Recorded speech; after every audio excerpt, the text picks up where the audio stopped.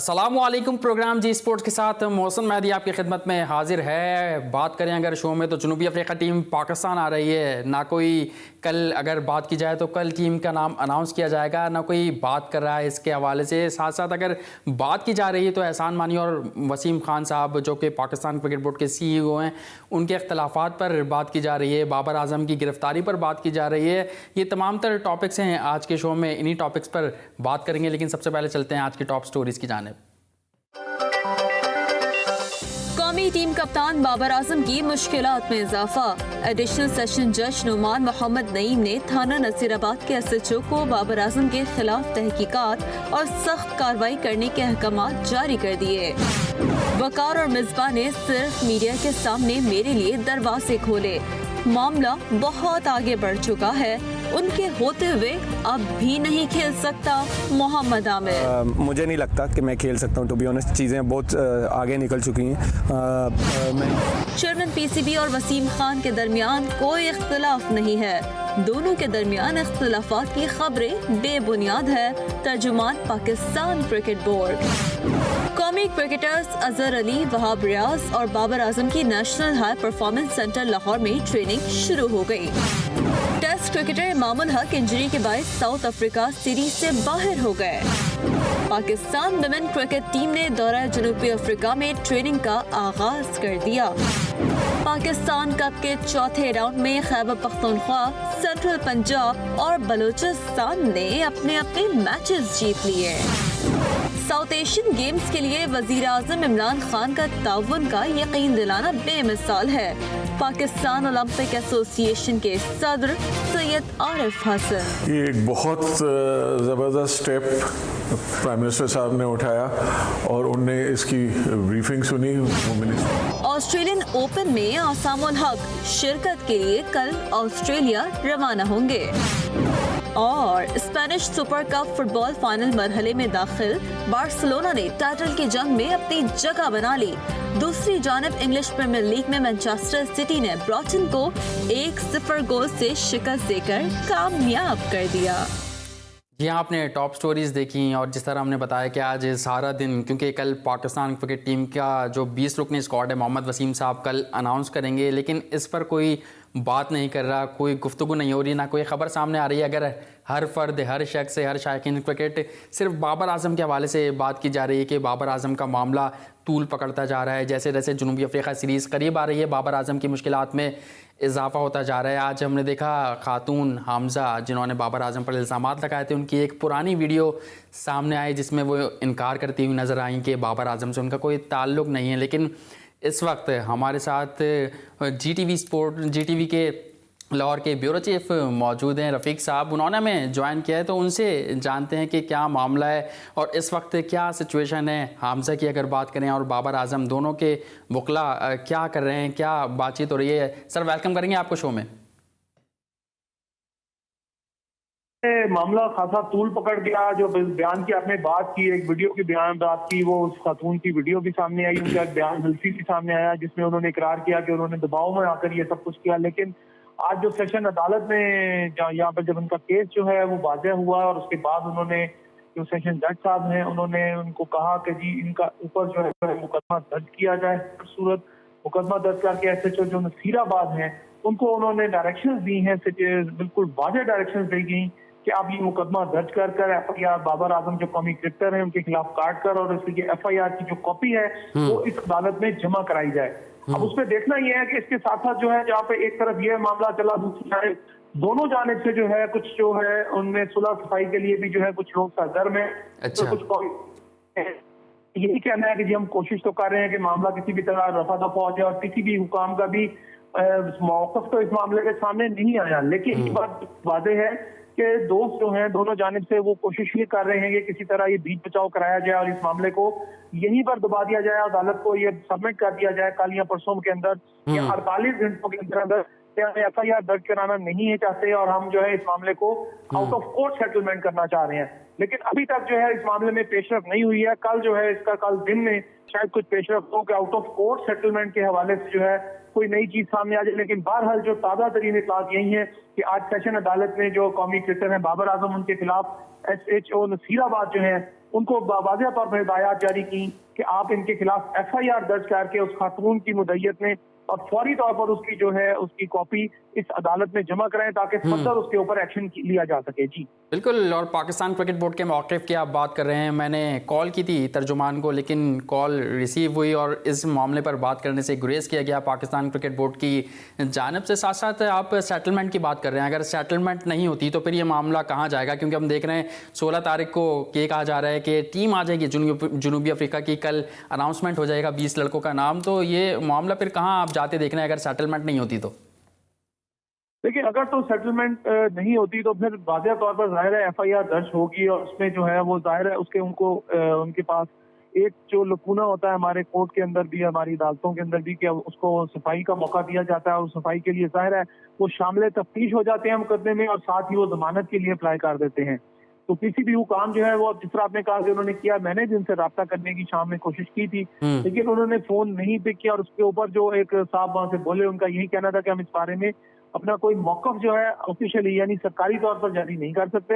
हाँ, ये जरूर है कि कुछ लोग, उन्होंने भी यही कहा कि कुछ लोग इस मामले को रफा दफा करने के लिए जो है बीच बचाव करा रहे हैं। लेकिन बहरहाल अगर ये कल मामला सेटल नहीं होता तो जिस तरह आपने बताया है कि 16 तारीख को होगा तो फिर आइंदा 48-24 घंटे जो है बहुत अहम होंगे और उसमें जो है कोर्ट की हिदायत के मुताबिक पुलिस जो है वो मुकदमा दर्ज करके उसकी FIR की कॉपी देगी और उनको शामिल तफ्तीश होना पड़ेगा बाबर आजम जो कौमी कमिश्नर है उनको, और उसके बाद वो इस हवाले से अपनी जमानत के लिए अप्लाई करेंगे और वो सेशन से ऊपर जो है यानी हाई कोर्ट से उसकी जमानत जो है वो उसमें अप्लाई करने के बाद वो उसके बिल्कुल पाबंद होंगे कि अगर जमानत उनकी कैंसिल होती है तो उनको फिर गिरफ्तार या हिरासत में भी लिया जा सकता है। लेकिन बहरहाल कल का दिन अहम है, उसमें देखा यह जाएगा कि क्या उनको जमानत के लिए अप्लाई करना पड़ेगा या ये मामला out of court he settle हो जाएगा। जी बिल्कुल, 24 घंटे रफीक साहब आप बता रहे हैं कि बहुत अहम है। बहुत बहुत शुक्रिया, आपने अपना कीमती वक्त जी स्पोर्ट्स में दिया और ताज़ा तरीन सूरत हाल से हमें आगाह किया। यहाँ हम एक ब्रेक लेंगे, वक्त तो एक ब्रेक का। ब्रेक के बाद जब आएंगे तो मज़ीद कुछ टॉपिक्स हैं पाकिस्तान क्रिकेट के हवाले से। मोहम्मद आमिर का इशू आज सामने आया, उन्होंने एक दफ़ा फिर मिसबाह-उल हक और वक़ार साहब पर तनकीद की है। इस तमाम तरह टॉपिक्स पर बात करेंगे, लेकिन वक्त तो एक ब्रेक का, कहीं मत जाइए, देखते रहिए जी स्पोर्ट्स।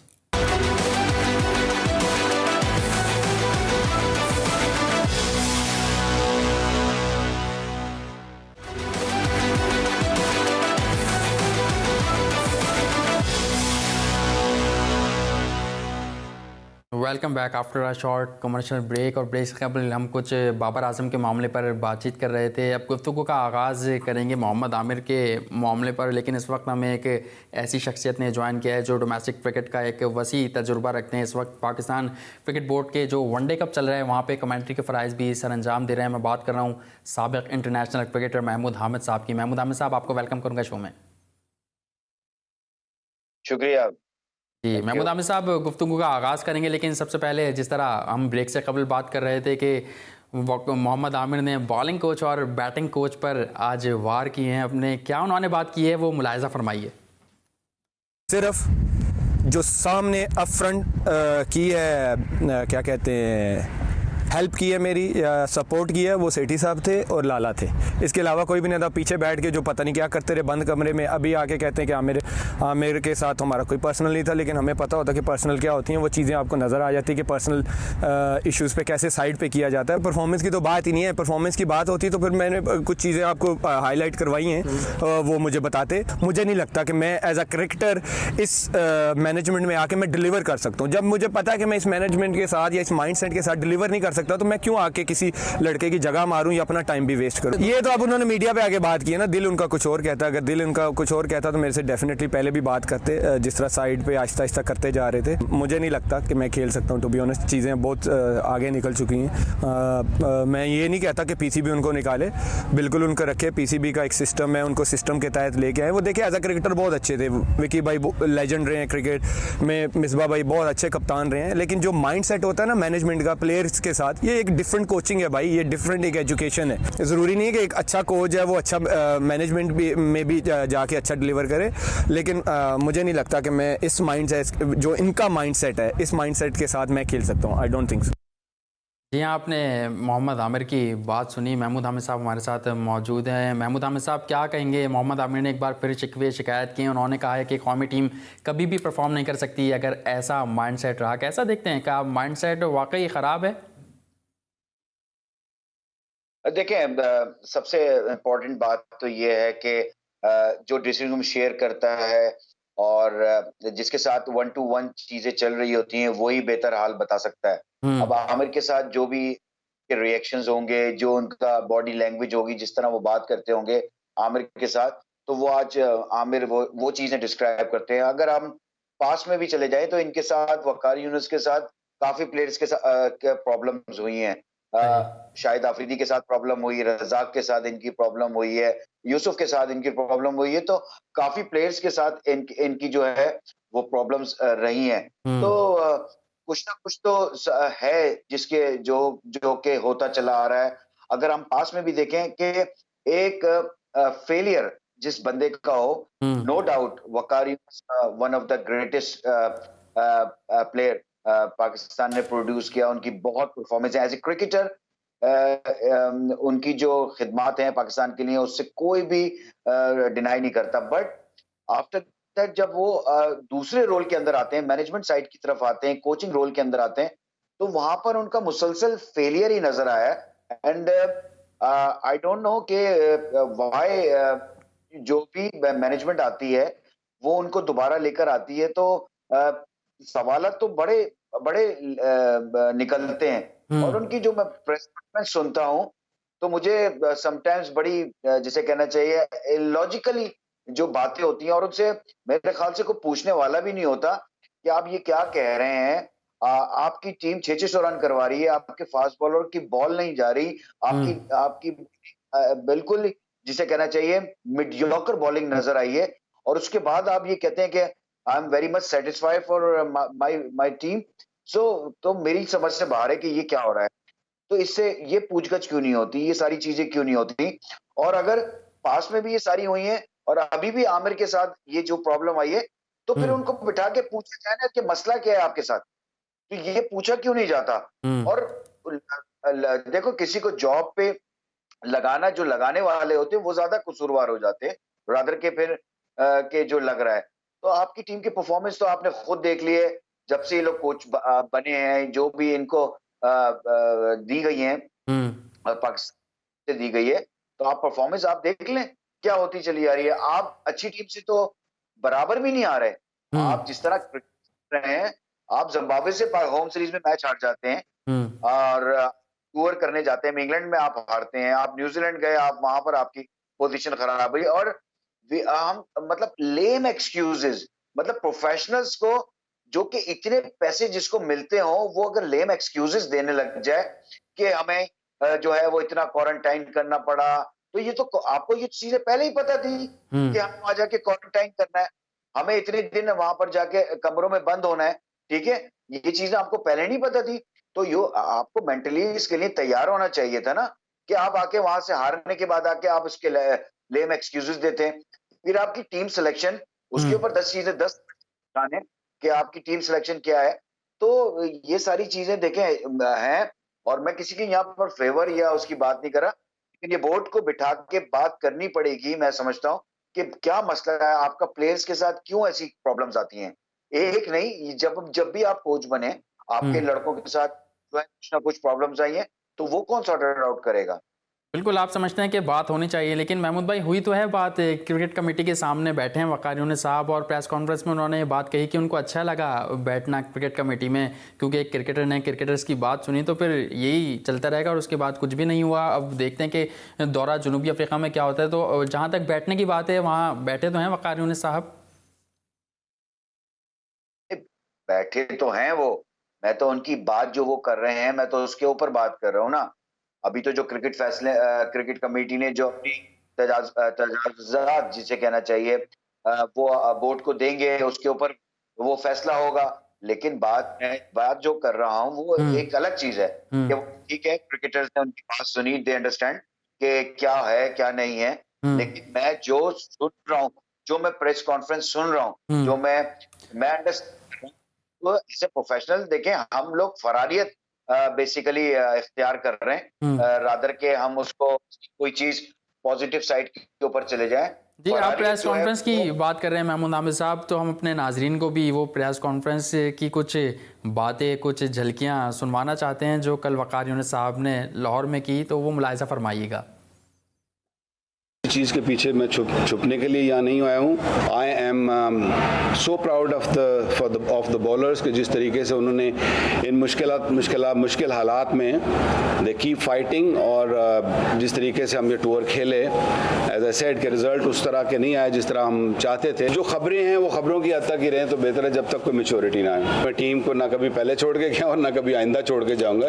ये टीम मुझे बहुत अजीज़ है। मैंने हमेशा पाकिस्तान टीम के लिए बेस्ट करने की कोशिश की है, as a player, as a कप्तान, एज अ कोच। जब भी मुझे अपॉर्चुनिटी मिली है, I have tried my level best to take this Pakistan team. मुझे तकलीफ और दुख हुई और बड़ा अनफॉर्चुनेट है कि जिस तरीके से उन्होंने ये सारे बयानात दिए और जिस तरीके से एग्जिट उन्होंने क्रिकेट में से किया। मैं तो उन बंदों में से हूँ जो उसका एडवोकेट किया था कि उसको वापस आना चाहिए, और मैं सबसे लड़ा भी था इस मामले में। क्रिटिक्स नहीं बोलेंगे तो हमारी बेहतरी नहीं होगी, हमें पता नहीं चलेगा कई खामियों का, तो हम नोट नहीं कर सकेंगे। हम जब जीते हैं तो शायद वही लोग बिल्कुल खामोश हो जाते हैं, निकलते नहीं हैं। अनफॉर्चुनेट है कि पाकिस्तान में एक ऐसा नैरेटिव बन गया हुआ है कि हम उसी वक्त बाहर आते हैं और उसी वक्त इस तरह के बयानात देते हैं जब टीम थोड़ा सा नीचे जा रही होती है। तो 2 दफ़ा हेड कोच भी रहा हूँ, बॉलिंग कोच भी रहा हूँ, तो कुछ ना कुछ तो मेरे में अच्छा है ही है, तो तभी मैं इधर खड़ा हूँ ना जहाँ मैं खड़ा हूँ। जी हाँ, महमूद आमिर साहब, आपने सुनी वक़ार यूनुस साहब की जो बातें, जो प्रेस कॉन्फ्रेंस में उन्होंने बात की। लेकिन अगर मैं बात करूँ आपसे, नया सिस्टम आया था क्रिकेट बोर्ड का, एहसान मानी, वसीम खान, तो बहुत से लोगों की छुट्टी हुई, जिसमें मुदस्सिर नज़र साहब गए, शफीक पापा गए, और भी बड़े नाम थे जो काफ़ी अरसे से पाकिस्तान क्रिकेट बोर्ड में शामिल थे, वो गए। लेकिन वक़ार यूनुस साहब एक बार फिर सामने आ गए, और अब तो नदीम खान भी इस सेटअप में मौजूद हैं और पॉलिसीज़ बनाते हैं। काफ़ी बड़ा उनका रोल है क्रिकेट बोर्ड में। तो आपको नहीं लगता कि उनको भी मशवरा देना चाहिए, बातचीत करनी चाहिए वसीम खान साहब से? देखिए, नदीम का जो रोल है वो डिफरेंट रोल है। वो डायरेक्टर जो है वो डोमेस्टिक है, उसका इन चीजों से कोई ताल्लुक है नहीं एज सच। हाँ, अगर कोई चीज अगर आपसे पूछी जाती है तो आप एडवाइस दे सकते हैं, लेकिन एज ए जो हेड आपका वो रोल नहीं आता कि आप कहीं किसी को कोच लगा रहे हैं या किसी को हटा रहे हैं। मतलब पाकिस्तान टीम से डोमेस्टिक के लिए तो सारा नदीम उसके हेड है। तो बात है कि देखें, वो जो पुराने लोग जो गए हैं उनका टाइम हो गया था। एक तो बोर्ड की जो पॉलिसी आई है कि मेरे ख्याल से 60 साल से ऊपर के जो लोग हैं उनको उन्होंने कॉन्ट्रैक्ट में अब नहीं देना, तो उस से भी बहुत से लोग जो है वो चले गए। काफी अरसे से वो जो बोर्ड में थे, अब उनकी एजेस डेफिनेटली यंगस्टर्स भी आएंगे, जो लोग हैं उनका भी एक टाइम आता है। वो हर बंदा जो अपनी रिटायरमेंट उसकी होती है, जो कि है उसूल दुनिया का, तो उसके हिसाब से मेरे ख्याल से ये सारी चीजें हुई है। बट मैं उस प्रेस कॉन्फ्रेंस की बात कर रहा हूँ कि एज ए कोच जो उस तरह वो बात कर रहे हैं वक़ार यूनुस, मैं उसकी बात कर रहा हूँ कि हमने एज ए बॉलिंग यूनिट हमने कौन से फास्ट बॉलर पर ऐसा सच काम किया है कि वो आपको मौके के ऊपर कौन सी सीरीज ऐसी है कि जहां पर, अब मैं आपको प्लेयर्स के नाम बताना शुरू करूं तो आप कहेंगे यार उन बच्चों के खिलाफ बुरी हो जाती है। लेकिन अब मुझे बताएं, आप जिस तरह नसीम शाह को कहते हैं कि वो आपका फास्टेस्ट बॉलर है, या उसको भी पता ही नहीं है कि टेस्ट क्रिकेट में बॉलिंग करनी कहाँ है। बिल्कुल, तो यही नहीं पता, लेंथ का ही नहीं पता। तो हम वहां पर इतने टेस्ट मैच, अराउंड मेरे ख्याल से 10-11 टेस्ट मैच खेल चुका है वो, और उसकी क्या परफॉर्मेंस है। अगर आप अपनी बात करते हैं वक़ार यूनुस साहब, जब आप आए थे तो आपने आते ही जो है वो पंजे लगाने शुरू किए थे। आपने एक इम्पैक्ट छोड़ा था, वसीम अकरम ने एक इम्पैक्ट छोड़ा, शोएब अख्तर ने एक इम्पैक्ट छोड़ा। तो भाई ये लोग कब इम्पैक्ट छोड़ेंगे? पाकिस्तान टीम में जो लड़का खेलता है वो बनाने के लिए नहीं होता भाई। आपने उस देना है कि वो आपको पाकिस्तान को जिता के दे। आप क्या कर रहे हैं? क्या वो बनाने के लिए? मैंने वो 50 टेस्ट मैच खेल जाएगा, उसके बाद वो परफॉर्म करेगा पाकिस्तान के लिए? मेरी तो समझ से बाहर है। आज मुझे और भी बड़ा अफसोस हुआ है कि जिन प्लेयर्स के ऊपर इन्होंने हाथ रखा है, जिन फास्ट बॉलर्स पे इन्होंने हाथ रखा, उनको तो आउट करने ही नहीं आते। आज मैं मैच में था, जिस तरह वो मोहम्मद इलियास ने बॉलिंग किया आज वनडे क्रिकेट के अंदर, उसको यही नहीं पता कि कौन सी लेंथ के ऊपर बॉलिंग करनी है। मतलब ये लड़के ये इन्हीं से सीख रहे हैं ना, तो अब तक ये समझ ही नहीं पा रहे कि कहाँ पर वेरिएशन दिखानी है, कहाँ पर बाउंसर करनी है, वनडे में क्या लेंथ होगी, टेस्ट मैच में क्या लेंथ होगी, अभी लड़कों को कुछ पता ही नहीं है। मेरी तो ये समझ में नहीं। तो यंगस्टर भाई, यंगस्टर उसको लेकर आओ कि जो पाकिस्तान को भाई मैच जिताए। सही। ये पाकिस्तान टीम कोई घर की टीम नहीं है कि यहाँ पर आप आके टीम अपनी एक्सपेरिमेंट आप करें। किसी के लिए जो है वो कोचिंग एक्सपेरिमेंट होता है, किसी के लिए एज ए प्लेयर एक्सपेरिमेंट हो जाता है। कोई ऐसा प्लेयर होता है कि जिसको अभी जिन आ जाते हैं, जब भी फर्स्ट क्लास क्रिकेट नहीं खेलता वो इंग्लैंड टूर से वापस कहीं से चला जाता है, वो मैं नहीं खेल सकता, फिर वो उसका कमबैक इतनी आसानी से हो जाता है।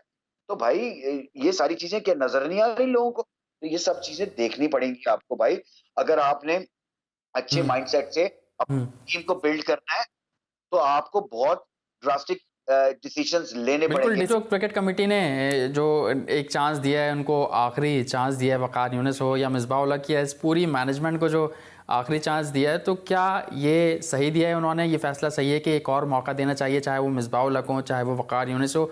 ये भी मैं आपसे पूछूंगा, लेकिन वक्त हुआ एक और ब्रेक का, कहीं मत जाइएगा, देखते रहिए Zee sports.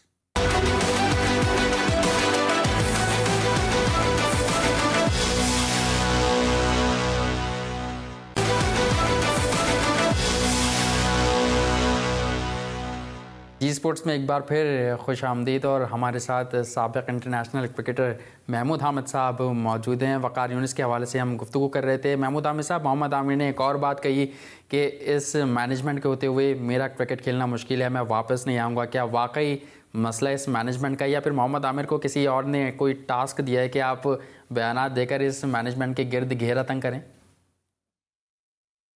I don't think so कि इस तरह कोई किसी को खिलाफ करवा सकता है। अच्छा। बहुत सारी चीजें जो सामने होती है, जो नजर आ रही होती हैं, दुनिया को भी नजर आ रही होती हैं। अब क्या रवैया था, किस तरह था, तो ये तो वही बंदा जान सकता है, वही बता सकता है जिसके साथ वो चीज हुई हो। मैं तो एक्सपीरियंस की बात कर रहा हूँ, जो पास एक्सपीरियंस गुजरे हैं, जिसमें प्लेयरों के साथ इनके ताल्लुकात अच्छे नहीं रहे, वो भी सीनियर प्लेयर्स के साथ। तो मैं उस पॉइंट ऑफ व्यू से बात कर रहा हूँ। तो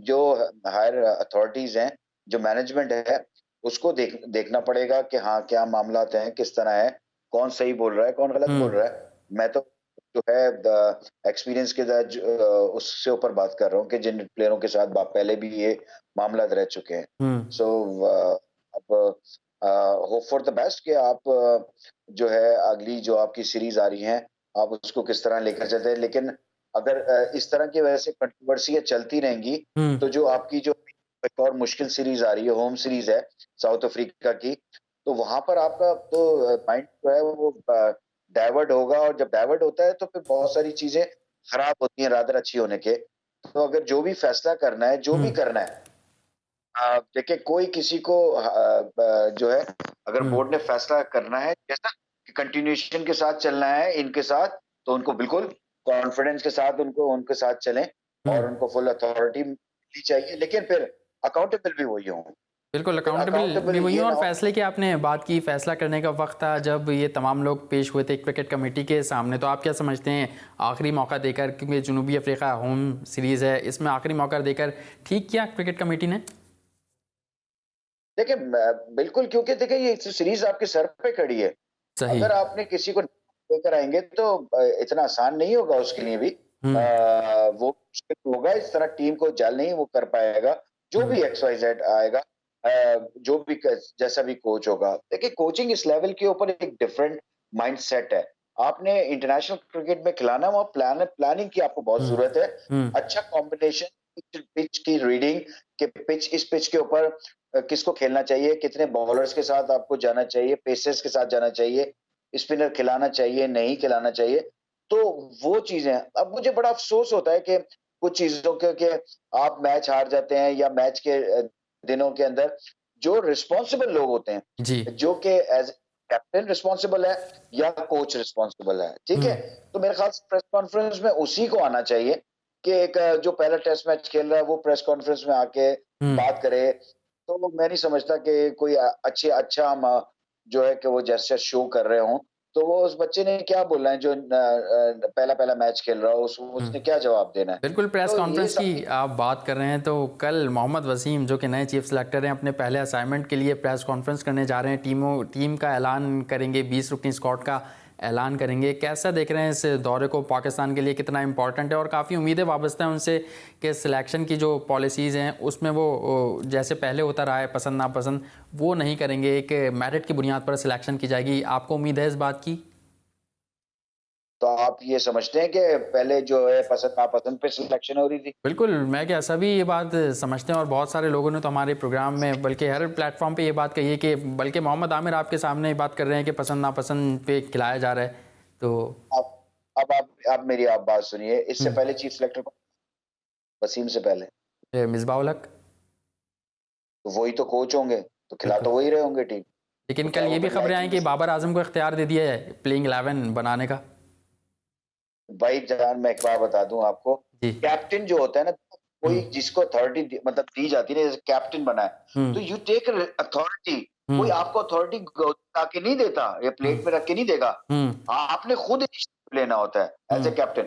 तो ये कोई कहने की बात नहीं कि आप बाबर आजम 11 की टीम बनाएंगे, बाबर आजम को बनानी चाहिए। मैं अच्छा। समझता हूँ जो भी कैप्टन है उसी को 11 बनाने चाहिए, क्योंकि उसने अंदर उसमें खिलाना है, उसने कितने बॉल के साथ जाना है, क्या है कॉम्बिनेशन, उसका काम है ये कैप्टन का क्योंकि टीम को लड़ाना सेपा सलार का काम होता है। जो बाहर बैठा है वो लड़के जब अंदर चले जाते हैं तो फिर वो खेलते हैं, कोच थोड़ी खेलता है। सही। कोच जो है वो प्लानर है, जो प्लान करके आपको देगा कि आपने मैच को लेकर किस तरह चलना है, सामने वाली टीम की क्या स्ट्रेंथ है, उसकी वीकनेसेस क्या है, उसके ऊपर वो आपको एक चीज बना के देगा। आपने वो अंदर जाके इम्प्लीमेंट करनी होती है, वो उसके ऊपर चलना होता है। उसमें भी कई प्लान्स होते हैं, ए प्लान, बी प्लान, सी प्लान। अगर इस तरह होगा तो हम इस प्लान पे आ जाएंगे। हमारी तरफ से प्लान्स नजर नहीं आते। मैं जो देख रहा होता कोई एक पार्टनरशिप लगी है, अब उस पार्टनरशिप को कैसे तोड़ना है आपने, ठीक सही। है, वो कुछ आपका नजर नहीं आ रहा होता कि जो कि आउट ऑफ द बॉक्स आप जाके सोच रहे होते। एक स्टीरियोटाइप चीज चल रही होती है कि 2 स्लिप लगी हुई है, एक गली है, आके बॉलिंग किए चले जा रहे हैं, वहां से चौके लग रहे हैं। मतलब 600 रन होने के बाद एक टीम ने तो आउट होना ही है भाई, बिल्कुल। ठीक है ना? या वो 5 दिन तो नहीं खेलेगी ना, उसने आउट होना है। तो आप इस तरह क्रिकेट, आपने जिस तरह हम क्रिकेट खेल रहे हैं, तो इसका पैटर्न को थोड़ा सा चेंज करना पड़ेगा। मैं कहता हूं कि सामने वाली टीम को देख के आप अपनी टीम की स्ट्रेंथ बनाते हैं और अपनी टीम को उस तरह खिलाते हैं। वो ये मेन बिल्कुल, ऑब्जेक्टिव आपको होता लगता है कि सामने वाली है। टीम को मद्देनजर रखते हुए हम अपनी टीम अनाउंस करेंगे, अपनी स्ट्रेंथ को अनाउंस करेंगे, सामने लाएंगे? मेरे ख्याल से अब साउथ अफ्रीका के खिलाफ देखिए होम सीरीज है, हम अब उनकी जो टीम है, क्या उनकी टीम में क्या उनकी बॉलिंग स्ट्रेंथ क्या है, क्या वो स्पिनर्स उनके पास अच्छे हैं या उनके पास फास्ट बॉलर्स अच्छे हैं? सीमिंग पिच पे हम नहीं कर सकते, अगर सीमिंग पिच बनाएंगे तो वो आपको मुसीबत में कर देंगे। तो आपको अच्छी पिच ही बनानी पड़ेगी मेरे ख्याल से। यहाँ पे एक जिसे कहना चाहिए ना टर्निंग पिच हो ऐसा कि बहुत टर्निंग पिच हो आपके पास। अब सिर्फ अब यासिर इस तरह की फॉर्म नहीं लगी हुई जिस तरह वो बॉलिंग कर रहा होता है, जो करता था वो हमने देखा। अब वो इस तरह की बॉलिंग तो आपके पास तो स्पिनर ही नहीं है। आपने भी गौर को खिलाया उसको, वो तो आपको पता चल गया कि 4 डे की नहीं है, आपको किस टाइप के बॉलर चाहिए। आप सबसे बड़ी चीज देखिए, आप काशिफ को लेकर चलते हैं, लेफ्ट आर्म स्पिनर को आप टूर्स पे लेकर जाते हैं, ऑस्ट्रेलिया लेकर जाते हैं, इंग्लैंड लेकर जाते हैं, ठीक है, एक मैच वो नहीं खेलता किसी फॉर्मेट का। और आप जब न्यूजीलैंड जाते हैं तो आप जफर कौर को टेस्ट डेब्यू करा देते हैं as a left arm spinner. ठीक है महमूद आमिर साहब, इस पर मजीद बात करेंगे। इस वक्त हमें एक और शख्सियत ने ज्वाइन किया है, साबिक फर्स्ट क्लास क्रिकेटर हैं और अमेरिका में इस वक्त होते हैं, नईम उल हक साहब की मैं बात कर रहा हूँ। वेलकम करेंगे नईम भाई आपको शो में। थैंक यू मोहसिन, आपका बहुत बहुत शुक्रिया कि आपने मुझे वेलकम किया। जी बिल्कुल नईम भाई, महमूद हामिद साहब भी हमारे साथ मौजूद हैं। साउथ अफ्रीका सीरीज़ पे हम बात कर रहे हैं, आप कैसा देख रहे हैं कल जो लड़कों का अनाउंसमेंट किया जाएगा, कितनी उम्मीदें वाबस्ता हैं आपको मोहम्मद वसीम से? भाई मोहम्मद वसीम साहब अब आए हैं, लेट्स सी कि वो क्या करते हैं। पहले भी यही होता था और अभी भी यही हो रहा है। सही, ठीक है। मोहम्मद वसीम की आपने बात की, तो आपको लगता है जो नईम उल हक साहब के सिलेक्शन को मेरिट की बुनियाद पर रखा जाएगा, क्योंकि बहुत ज़बरदस्त कोचिंग की उन्होंने, अगर डोमेस्टिक सर्किट में बात करें मोहम्मद वसीम की? भाई मोहम्मद वसीम बातें तो बहुत अच्छी कर रहा है, लेकिन पाकिस्तान में तो हमेशा ये रहा है कि जो भी कोच आता है वो कप्तान की मर्जी से चलता है, लेकिन हमारे यहाँ भी पिछले कोई 3-4 साल से कप्तान जो है वो ऐसे आ नहीं रहा है कि जिनकी मर्जी चले। मैं एक बात और क्लियर कर दूं मोहसिन, महमूद ने बहुत अच्छी बातें की हैं वकार और इन सबों के लिए। मैं जरा सा क्लियर कर दूं कि वकार साहब को 5 दफा जो है 4 दफा निकाला गया है, तो खुद छोड़ के नहीं गए। बिल्कुल सही कह रहे हैं आप, निकाला गया है और वो खुद छोड़कर नहीं गए। वो जो कह रहा है ना मैं छोड़ के नहीं जाता, तो वो छोड़ के नहीं गया, उनको निकाला गया है। और जहाँ तक मोहम्मद आमिर की बात है, मोहम्मद आमिर जब तक इन्हीं की कोचिंग में खेल रहे थे, इन्हीं की कप्तानी में खेल रहे थे, तब उन्हें बाहर कर दिया गया। तो ये बातें अब वो आके कर रहा है, तो या तो पहले उन्हें ये बातें करनी चाहिए थी।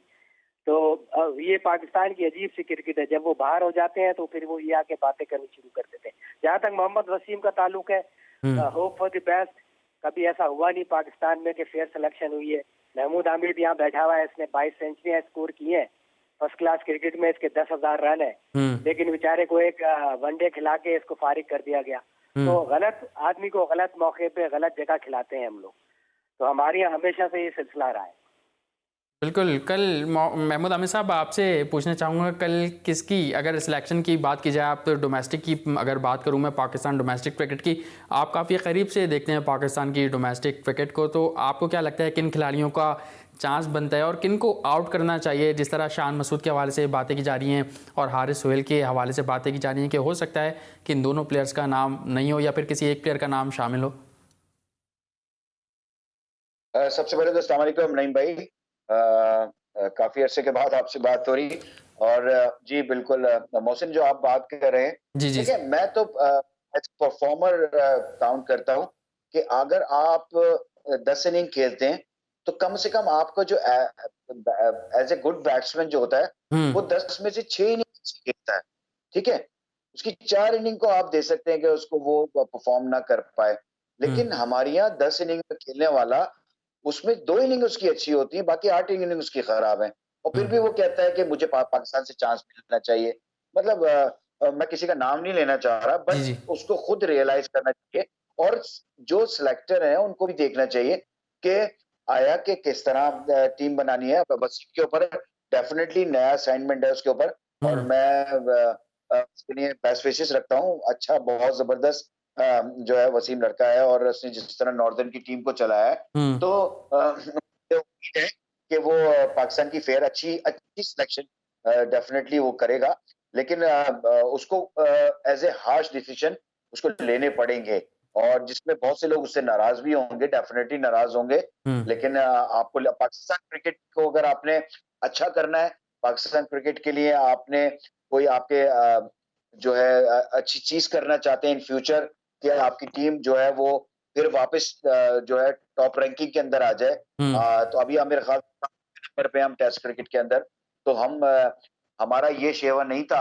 हमारी टीम जो है वो इस कैलिबर की कभी भी नहीं रही है जो आजकल के आज जो करके हम क्रिकेट खेल रहे हैं। तो मैं समझता हूँ कि उसको हार्ड डिसीजन लेने पड़ेंगे, बोर्ड को भी लेने पड़ेंगे, और जो कि चीजें चल रही थी कि कुछ प्लेयर जो है उनको लाजिम मजलूम होते हैं कि वो परफॉर्मेंस करें या ना करें, वो टीम के अंदर होंगे, तो मेरे ख्याल से यहाँ पर डिसीजन लेना पड़ेगा वसीम। बिल्कुल, आप समझते हैं कि टफ डिसीजन लेने पड़ेंगे। नहीं भाई, सऊद शकील का काफ़ी नाम सामने आ रहा है कि वो हो सकता है कि एक अच्छे उम्मीदवार की हैसियत से सामने आए और टीम में उनका इंतखाब भी किया जाए। 20 रुकनी स्क्वाड की मैं बात कर रहा हूँ, 11 का तो आगे देखा जाएगा। तो आपको क्या लगता है, सऊद शकील, आज़म खान तो खैर T20 में अगर आए तो उनको लिया जाएगा, सऊद शकील का टेस्ट क्रिकेट के हवाले से काफ़ी नाम ज़ेरे गर्दिश है? मेरा ख्याल से तो मोहसिन पिछले कोई, सबसे पहले तो वालेकुम सलाम महमूद आमिर, थैंक यू। सऊद शकील तो पिछले काफी 2-3 फर्स्ट क्लास सीजन से बहुत रन कर रहा है। मेरे ख्याल इस दफा भी उसने 809 रन किए हैं, उसमें से मेरे ख्याल 3 या 4 तो उसकी सेंचुरियां हैं, और 2-3 दफा वो नॉट आउट भी गया है। मेरे ख्याल सबसे ज्यादा रन उसी के हैं, अगर मैं गलत नहीं हूँ तो सिंध की तरफ से, तो वाई नॉट। और खेलता भी अच्छा है। उसको मेरे ख्याल पूरी बैटिंग। और आपको क्या लगता है कि किन खिलाड़ियों को अब बाहर करना चाहिए जो हार्श डिसीजन या फिर तगड़े डिसीजन अगर लें मोहम्मद वसीम, तो किसको बाहर करना चाहिए? भाई सबसे पहले तो हारिस सुहेल साहब को बाहर करना चाहिए। हारिस सुहेल साहब कभी बकौल अभी किसी ने कहा था उन पर कभी जिन आ जाता है, कभी वो टूर से कह देते हैं कि मैं जा नहीं सकता, एंजाइटी प्रॉब्लम है। जहाँ अच्छा टूर होता है वो उसको मिस करते हैं। डोमेस्टिक क्रिकेट में वो खेलते नहीं और जो होम सीरीज होती है उसमें वो परफॉर्म करते हैं। हालांकि वो उसने इंग्लैंड में वर्ल्ड कप में कुछ बेहतर परफॉर्म किया था, लेकिन मेरे ख्याल से हारिस सुहेल की जगह नहीं बनती। शान मसूद को बहुत एनफ चांस दे दिया है, उसकी जगह भी नहीं बनती। तो मेरे ख्याल इन दोनों की जगह मेरे हिसाब से 2 नए लड़के आने चाहिए। एक नया ओपनर आना चाहिए और एक नया मिडिल ऑर्डर बैट्समैन आना चाहिए। मेरे ख्याल से अगर सऊद शकील को खिलाए, वो भी लेफ्ट हैंड है, बॉलिंग भी कर लेता है थोड़ी बहुत, तो उसको भी चांस देना चाहिए। बाकी ठीक है, हमने साउथ अफ्रीका सीरीज़ पे बात की। महमूद आमिर साहब, कल शुएब अख्तर साहब ने इंकशाफात किए, आप भी उससे वाकिफ़ होंगे। उन्होंने कहा कि मिसबाह उल हक को हटा दिया गया है, एंडी फ्लावर नए कोच होंगे और PSL के 6ठे एडिशन के बाद वो टीम को ज्वाइन करेंगे। इत्तेफाक करते हैं आप इस बात से? यार देखिए, मैं क्या शरही के ऊपर तो बात नहीं करता। उसकी अपने सोर्सेज होंगे, उसको कई सी चीज पता चलेगी शुएब को, क्योंकि वो भी जो है बड़ा वेल इन है और बड़ी गहरी नजर चीजों पे रखता है। तो वो अपनी उसे, लेकिन मुझे अभी इसके बारे में ऐसी मुझे कुछ बात नहीं पता चली कि मैं क्यों इस तरह की बात करूं कि पर आ रहे हैं या नहीं आ रहे हैं। लेकिन कुछ चीजें होती हैं, जब कहीं से धुआं उठता है ना, तो डेफिनेटली कुछ ना होती है। सो लेट्स सी कि अब आगे बोर्ड का क्या डिसीजन होता है। ठीक है, बोर्ड का क्या डिसीजन होता है। नहीं भाई, आप क्या समझते हैं कि गैर मुल्की कोचेज ही हमारी टीम को सही कर सकता है? लगता तो ऐसा ही है, क्योंकि जब हम अपने किसी को बनाते हैं, जैसे अब मिसबाह उल हक आ गए, मिसबाह उल हक को तो कोई मेरे ख्याल कोचिंग का इतना एक्सपीरियंस था नहीं, लेकिन बहरहाल उनको हेड कोच बना दिया गया और उनके अंडर यूनुस खान और वकार यूनुस और ये सब उनके अंडर है, ऐसे बैटिंग कोच, ऐसे बॉलिंग कोच। वकार यूनुस को तो काले पानी की सजा होनी चाहिए भाई। 5 दफा आया, 5 दफा उसने कुछ नहीं किया, तो उसको तो कभी भी पाकिस्तान, बल्कि क्रिकेट बोर्ड के इर्द गिर्द भी उसको नहीं आना चाहिए। तो एंडी फ्लावर बहुत बड़ा नाम है, बहुत अच्छा कोच है। लेट्स सी कि अगर उसको रखते हैं तो आई होप, बिल्कुल रखते हैं तो होप। अच्छा, शॉर्ट कमेंट ये कीजिएगा कि आपको कितनी उम्मीदें लग रही हैं जो साउथ अफ्रीका से टफ सीरीज होने जा रही है पाकिस्तान की, उसमें कितनी उम्मीदें वाबस्ता हैं पाकिस्तान टीम से? भाई उनके पास 2-3 बड़े अच्छे तेज बॉलर हैं, एक नोकिया है, एक नेगेटी है और रबाडा भी है शायद। तो हम हमेशा से तेज बॉलिंग पे हल्के ही आते हैं। अब लेट्स सी कि हमारे बैट्समैन होम कंडीशन का फायदा उठाते हैं कि नहीं उठाते। सबसे पहले तो हमें विकेट बनानी आनी चाहिए। सही, विकेट बनानी चाहिए। और महमूद आमिर साहब, विकेट्स का कितना रोल होता है होम सीरीज में? कहा जाता है कि होम सीरीज जो होती है उसमें होम टीम एडवांटेज ले सकती है। आपको लगता है कि पाकिस्तान क्रिकेट टीम एडवांटेज ले सकती है? देखिए, होम सीरीज का मतलब ये होता है कि होम एडवांटेज आपकी सारी आपके फेवर में होती हैं। तो आपकी जो स्ट्रेंथ है, आप किस पे अच्छे हैं, आपने उस टाइप की पिच बनाने है आपको। अगर आप समझते हैं कि आपके स्पिनर्स पे करके आप उनसे मैच जीत सकते हैं, तो फिर व्हाई नॉट आप जो है स्पिन ऑप्शन के साथ आप जाएं।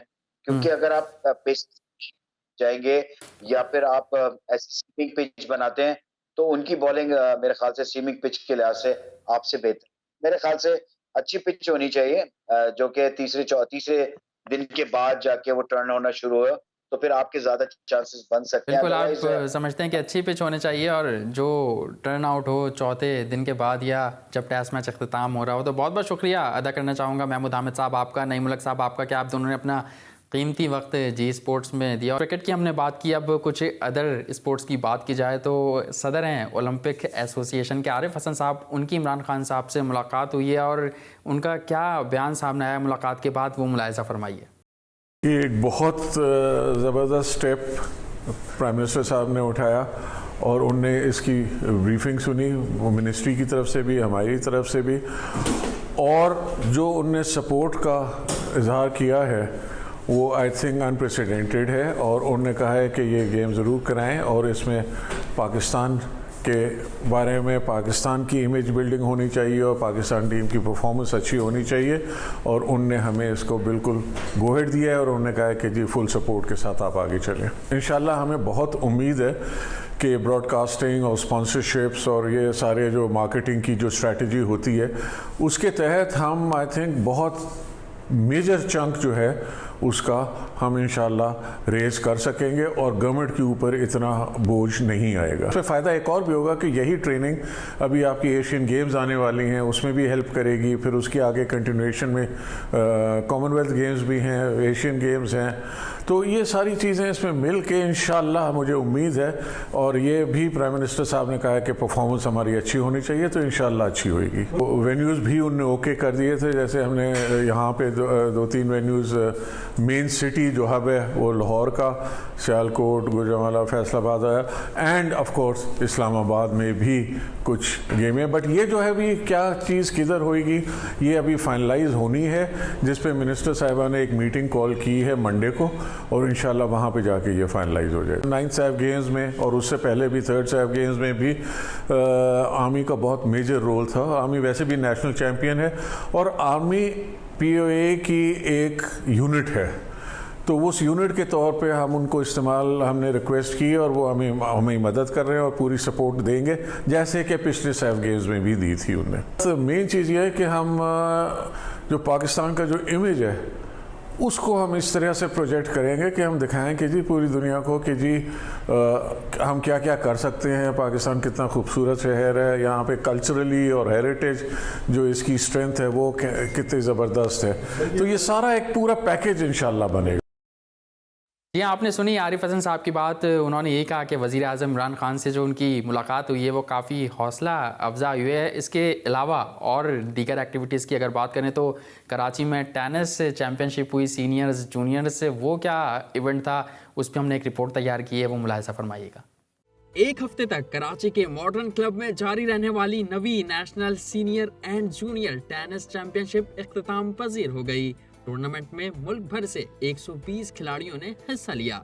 टूर्नामेंट में सीनियर और जूनियर खिलाड़ियों के मुख्तलिफ कैटेगरीज के मुकाबले हुए।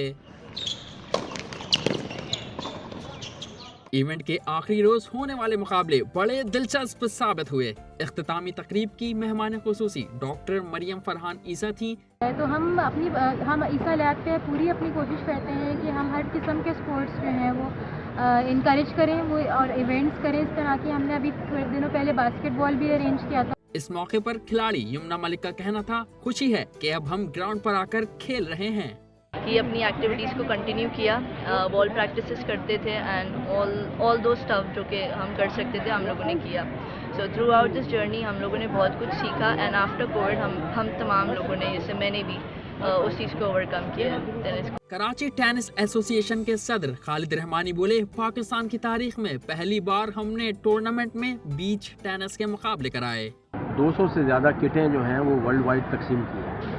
उनमें से पाकिस्तान से भी उन्होंने पूछा, हमने कहा जी ज़ाहिर है कराची में बीच मेरे पास है यहाँ क्लिफ्टन, तो हमने उनसे रिक्वेस्ट की थी, वो आ गई है। उनमें से हमने 2 लगाई हैं, तो एक एक्टिविटी हमें मिली और उसके ऊपर हमने काम किया। फाइनल के अख्ताम के मौके पर मुख्तलिफ कैटेगरी में कामयाबी हासिल करने वाले खिलाड़ियों में इनामात तकसीम किए गए। जी हाँ, हम और भी खेलों पर मज़ीद गुफ्तगू करेंगे आगे आने वाले दिनों में। यहाँ हमारा शो का वक्त इख्तिताम को पहुँचा और यकीनन हमारा आज का एपिसोड आपको पसंद आएगा। इसी के साथ साथ सैयद मोहसिन मेहदी और जी स्पोर्ट्स की पूरी टीम को इजाज़त दीजिए। अपना ख्याल रखिएगा। अल्लाह हाफ़िज़।